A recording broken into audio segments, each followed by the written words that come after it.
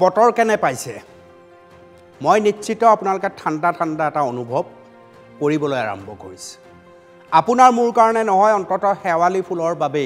নিয়ৰৰ প্ৰয়োজনৰ বাবে আৰু কাতি বিহুটোৰ বাবে অন্তত এই বৰষুণ যাক বৰ প্ৰয়োজন আছিল